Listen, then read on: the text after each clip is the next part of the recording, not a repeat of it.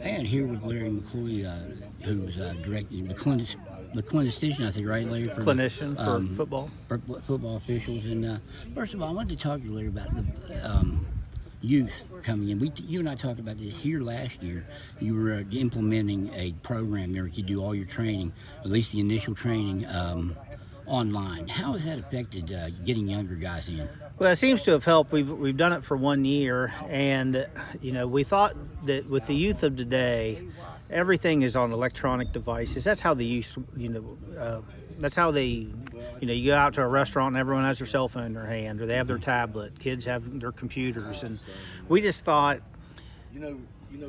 it would make it more flexible for scheduling, for people to train themselves on their schedule instead of having to meet the schedule of a training person. So instead of having to be like a school on a given Monday night from 7 to 9 o'clock, and they might be working or they have family commitments and they'd like to do it, but the time just doesn't allow. Now, by them being able to do the online module, they can do it on their time, and that might be at 11:30 at night. When they come home from work and they're getting ready to, before they go to bed, they have an hour or two. It gives them a chance to train themselves when they want to. Are you seeing it for work? The flexibility? We've seen it. We had added 65 officials last year. That's both new and returning officials to the roster. So when you have a roster of about 560 officials, if you add 65 new officials per season, that's really pretty good. And so we think that it's working, and we just got to keep promoting what we're doing. It hasn't got to a real critical situation with officials. You said at the Coalfield banquet a month ago that West Virginia is one of the 2 states that hasn't had to move games off of Friday night. How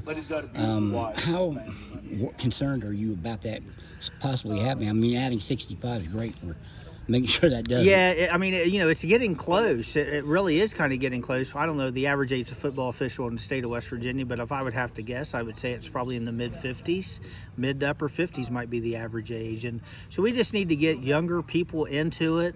And, it's a great way to even make money. And I tell people don't officiate for the money, because a lot of guys just do it for the love of the game.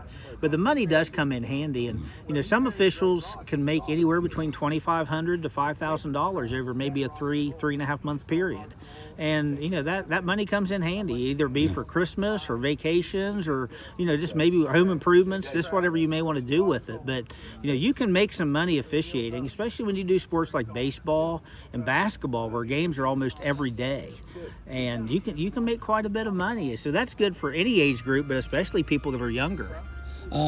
What you talked today to your coaches here about the new rule changes. What are the big rules that are being implemented this year? The biggest rule change has to do with penalty enforcement, and it mainly involves penalties that occur behind the line of scrimmage, and that just means where the ball was put in play from.